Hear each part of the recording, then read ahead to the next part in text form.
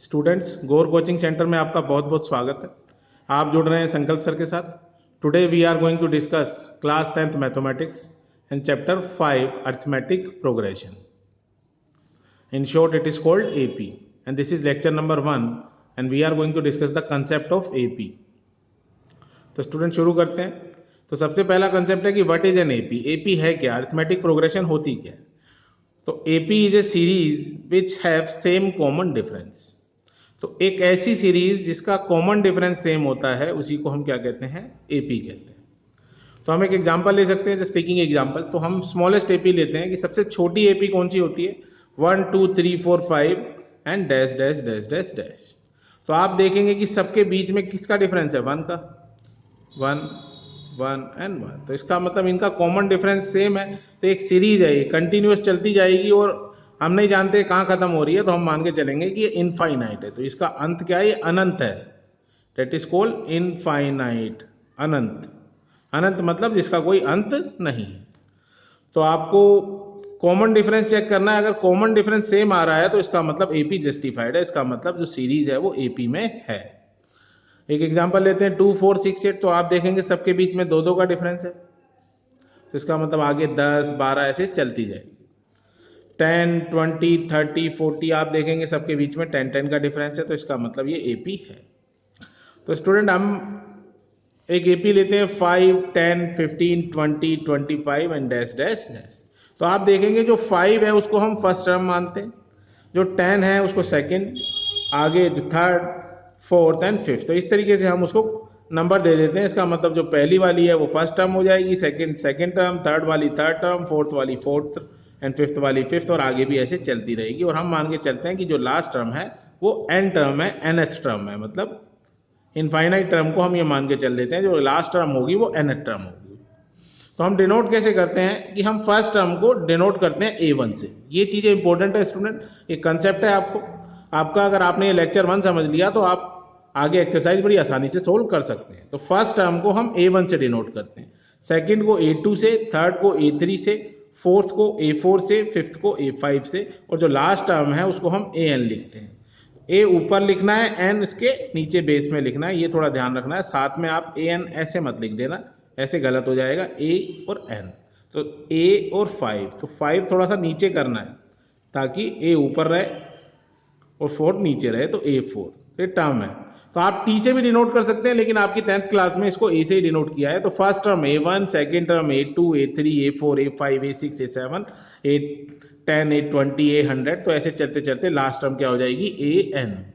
तो A1 को हम A लिखते हैं, A2 को हम A प्लस डी लिखते हैं, 1D लिख सकते हो आप, A3 को A प्लस 2D, A4 को A प्लस 3D, A5 को A प्लस 4D। तो एक घटा के लिखना होता है। तो कहने का मतलब है A1 क्या है, A प्लस 0D होगी, तभी तो वो A आया है। तो A1 को हम A प्लस 0D लिख सकते हैं, इसलिए जीरो की कोई वैल्यू नहीं होती, इसलिए हम इसको क्या लिखते हैं, A लिखते हैं। इसलिए हम इसको A से डिनोट करते हैं। 2 में यहाँ पे 1D आ जाएगा तो A प्लस 1D, 3 में 2D, तो A तो आपको रखना ही रखना है, A सब में कॉमन रहेगा। तो A plus 2D, A plus 3D, A plus 4D, और लास्ट टर्म आपकी AN हो जाएगी। तो इसका कंसेप्ट क्या है, ये घटा के क्यों लिखते हैं, उसका रीजन यही है क्योंकि हमारे पास एक फॉर्मूला होता है AN का, कि AN टर्म का जो फॉर्मूला है A plus N minus 1D। तो इसका मतलब जो भी n है वो एक कम होके लिखना है। अगर n 2 है तो 2 माइनस 1, तो दैट इज 1D। 3 है तो 3 minus 1D, that is 2D। 4 है तो 4 माइनस 1D, दैट इज 3। तो इसलिए एक घटता है। तो आपको कोई भी टर्म जब लिखनी है तो आपको एक घटा के लिखना है। आप 100 टर्म लिख रहे हैं तो A प्लस 99D, आप 200 लिख रहे हैं तो A प्लस 199D, आप 30 टर्म लिख रहे हैं तो A प्लस 2090। तो इसको आप ऐसे लिखेंगे। तो आप मान लो मैंने मान ली n की वैल्यू 30, तो आपको कौन सी टर्म निकालनी है, 30। तो A30 को कैसे लिखेंगे, A plus 30 minus 1D, that is A plus 29D। तो 30 टर्म लिखने का क्या तरीका हो गया, A प्लस 29। मान लो आपको 70 टर्म लिखनी है तो आप कैसे लिखेंगे, A plus 70 minus 1D, that is 69D। तो ये आप कंफर्म कर लो अपने दिमाग में कि जब भी आप कोई टर्म लिख रहे हैं स्टूडेंट, तो आपको एक घटा के लिखनी है। अगर 70 है तो 69 आएगी, 80 है तो 79 आएगी। तो ये चीज़ आप अपने दिमाग में डाल लो अच्छे से कि आपको एक घटा के लिखनी है। आपको ए 500 लिखनी है, 500 टर्म, तो ए प्लस 499D।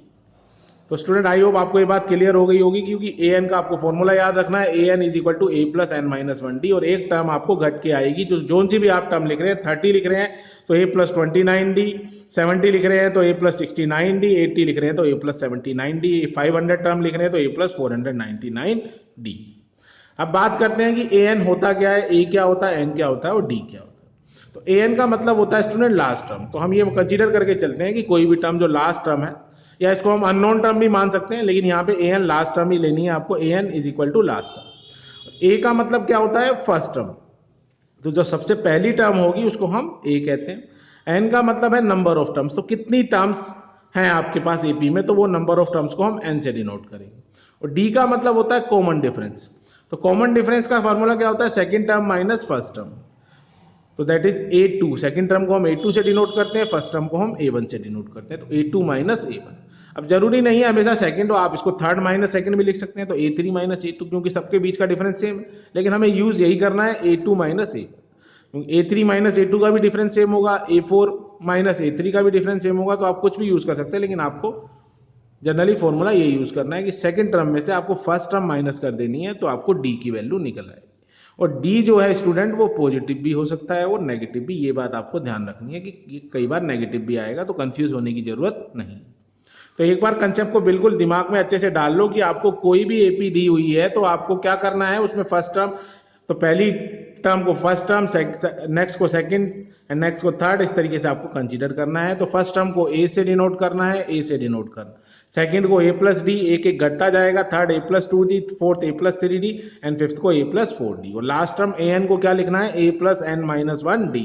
ए एन का मतलब लास्ट टर्म होता है, ए का मतलब फर्स्ट टर्म होता है, और एन का मतलब नंबर ऑफ टर्म्स होता है, और डी का मतलब कॉमन डिफरेंस होता है। और कॉमन डिफरेंस को निकालने के लिए हमें सेकंड टर्म में से फर्स्ट टर्म माइनस करनी होती है, सेकंड टर्म में से फर्स्ट टर्म माइनस करनी होती है। और डी जो है वो पॉजिटिव भी हो सकता है और नेगेटिव भी हो सकता है।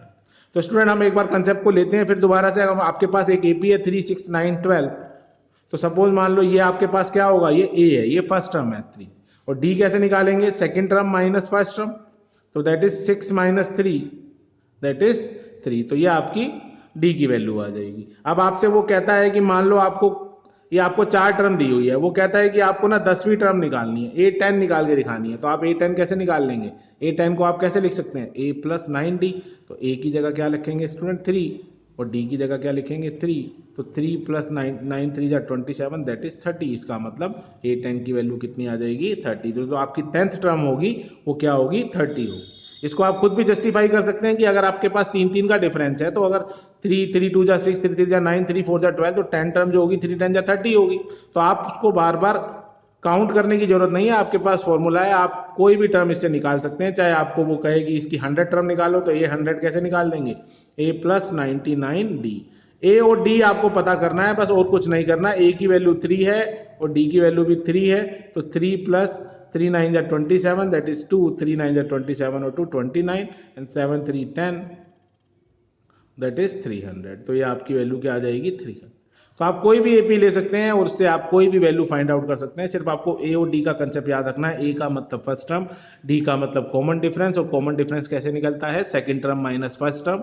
और कॉमन डिफरेंस जो हो सकता है वो नेगेटिव भी हो सकता है और पॉजिटिव भी हो सकता है, बस आपको ये याद रखना है। और आपको कोई भी टर्म लिखनी है उसमें से एक घटा के लिखना है।